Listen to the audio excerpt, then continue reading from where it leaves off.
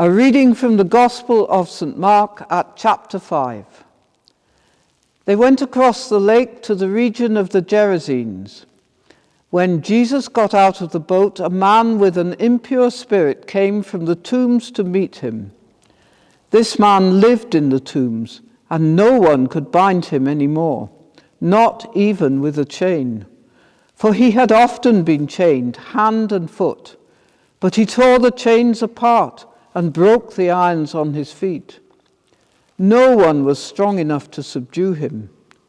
Night and day among the tombs and in the hills he would cry out and cut himself with stones. When he saw Jesus from a distance, he ran to tap and fell on his knees in front of him. He shouted at the top of his voice, "What do you want with me, Jesus, Son of the Most High God? In God's name, don't torture me." For Jesus had said to him, "Come out of this man, you impure spirit." Then Jesus asked him, "What is your name?" "My name is Legion," he replied, "for we are many." And he begged Jesus again and again not to send them out of the area. A large herd of pigs was feeding on the nearby hillside. The demons begged Jesus, "Send us among the pigs, allow us to go into them."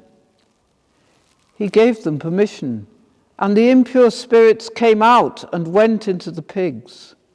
The herd, about 2,000 in number, rushed down the steep bank into the lake and were drowned.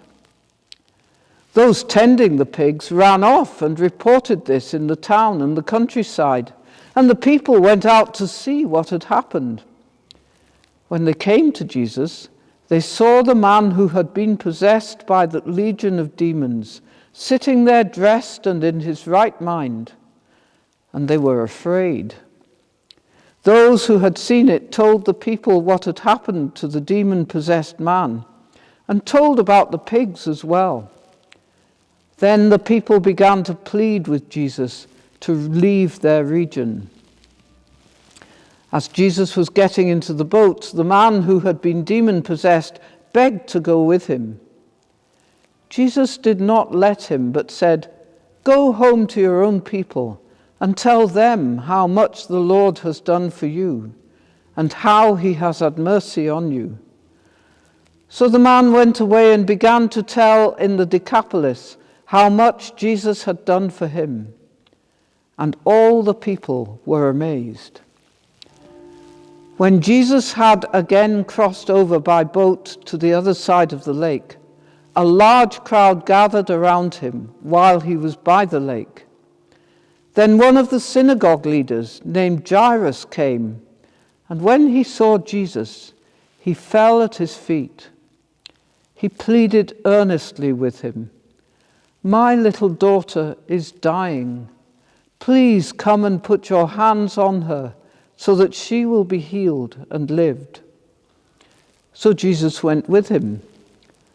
A large crowd followed and pressed around him, and a woman was there who had been subject to bleeding for 12 years.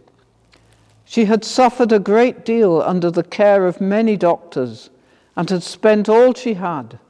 Yet instead of getting better, she grew worse.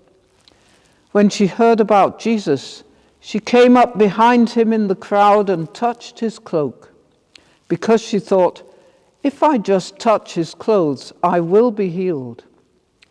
Immediately her bleeding stopped, and she felt in her body that she was freed from her suffering. At once, Jesus realized that power had gone from him. He turned around in the crowd and asked, "Who touched my clothes?" "You see the people crowding against you," his disciples answered, "and yet you can ask, 'Who touched me?'" But Jesus kept looking around to see who had done it. Then the woman, knowing that what had happened to her, came and fell at his feet, trembling with fear, and told him the whole truth. He said to her, "Daughter, your faith has healed you. Go in peace and be freed from your suffering." While Jesus was still speaking, some people came from the house of Jairus, the synagogue leader. "Your daughter is dead," they said. "Why bother the teacher any more?" Overhearing what they said, Jesus told him, "Don't be afraid, just believe." He did not let anyone follow him except Peter, James, and John, the brother of James. When they came to the house of the synagogue leader, Jesus saw a commotion with people crying and wailing loudly. He went in and said to them, "Why all this commotion and wailing? The child is not dead, but asleep." But they laughed at him. After he had put them all out, he took the child's father and mother and the disciples who were with him and went in where the child was. He took her by the hand and said to her, "Talitha cum," which means, "Little girl, I say to you, get up." Immediately the little girl stood up and began to walk around. She was 12 years old. At this they were completely astonished. He gave strict orders not to let anyone know about this and told them to give her something to eat.